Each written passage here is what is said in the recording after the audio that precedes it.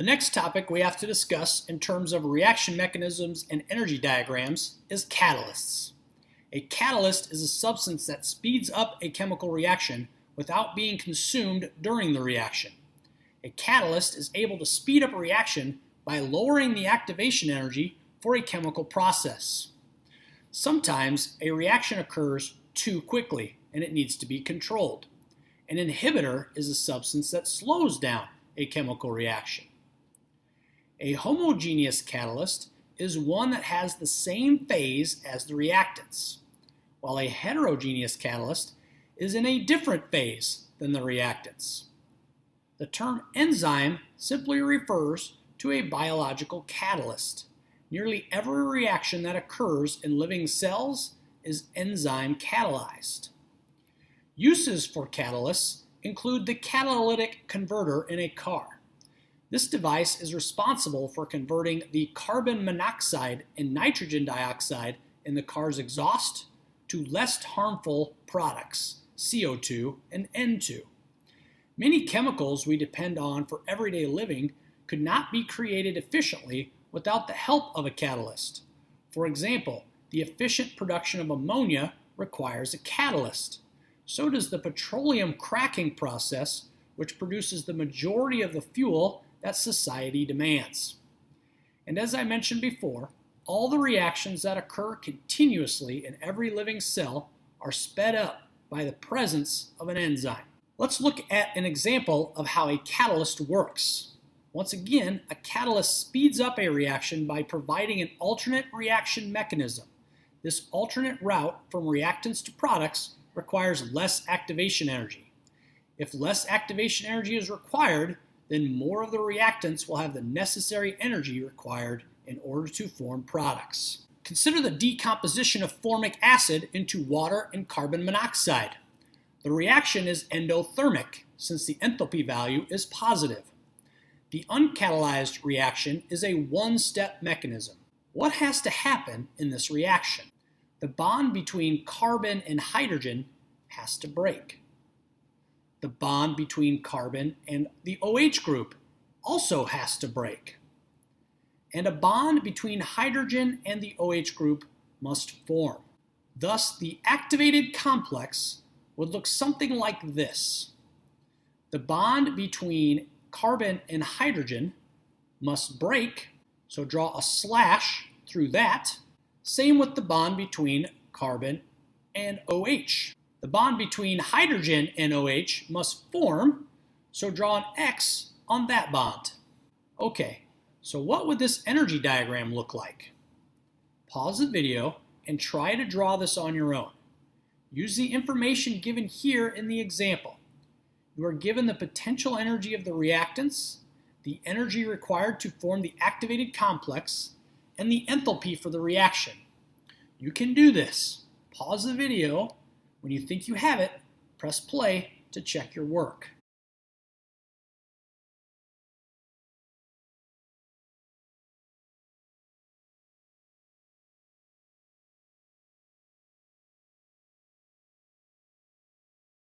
How'd you do? The reaction is endothermic, so the products should have more energy than the reactants. The hill should rise to positive 60 kcals to represent the activation energy. And remember, the peak of the hill represents the activated complex. The decomposition of formic acid can be sped up by adding a catalyst, HCl. A catalyst does not participate in the overall reaction, so it is not written as a reactant or product. Instead, if a reaction involves a catalyst, the catalyst is written above the arrow for the reaction. The catalyzed decomposition reaction involves two steps, and the activated complexes for both steps are written in the brackets. Step 1 of the mechanism requires 35 kcals of energy. Look at the reactants and products for this step of the mechanism. What has to happen to the bonds represented by the dotted lines? Well, this CO bond must break.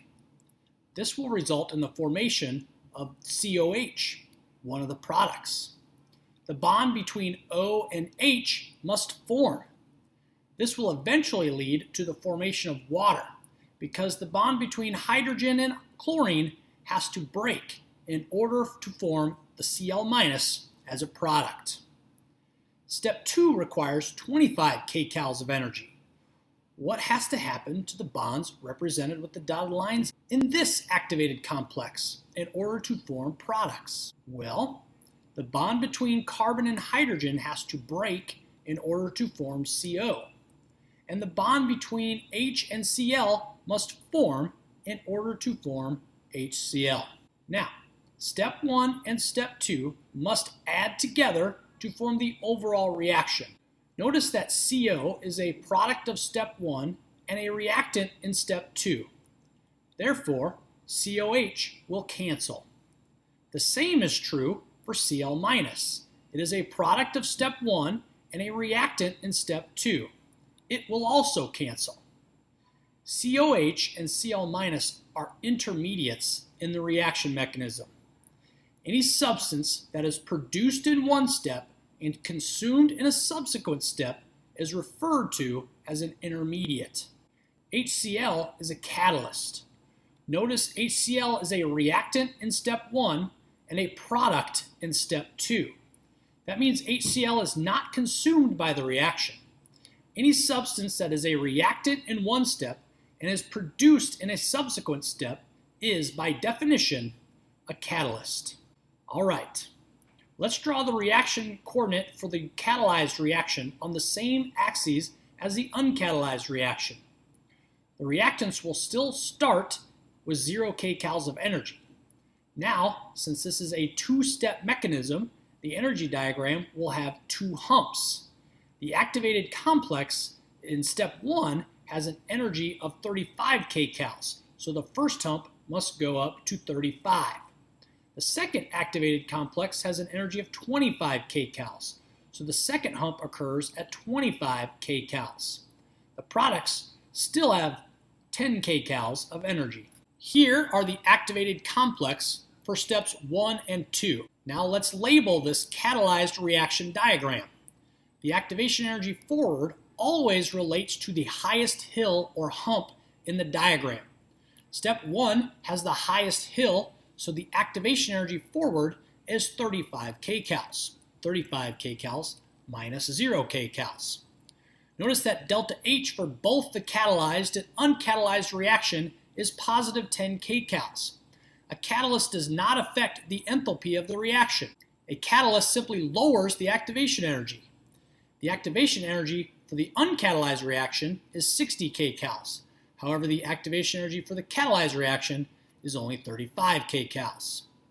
A catalyst will also lower the activation energy of the reverse reactions. The activation energy reverse for the uncatalyzed reaction is 50 kcals. 60 kcals minus 10 kcals. While the activation energy reverse for the catalyzed reaction is 25 kcals. 35 kcals minus 10 kcals. All right, here we go. Pause the video and try to answer questions 1 through 7 concerning the energy diagrams for the decomposition of formic acid. After you have completed the questions, press play to check your answers.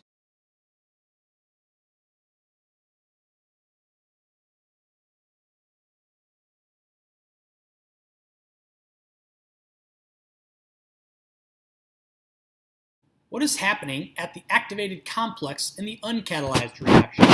Well, the CH and CO bonds are breaking, and the HOH bond is forming. What is happening at the activated complex in the catalyzed reaction in step 1? The CO and HCl bonds are breaking, while the HOH bond is forming. Why would the catalyzed reaction be faster? A catalyzed reaction has a lower activation energy. Therefore, more reactant molecules possess the necessary energy to form products. What is the catalyst in this reaction?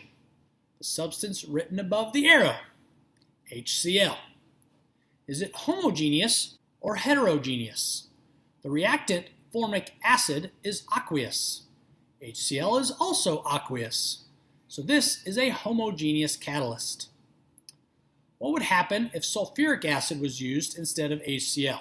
Well, sulfuric acid is H2SO4, so it has twice as many hydrogen atoms that could collide with formic acid in step 1 of the reaction mechanism.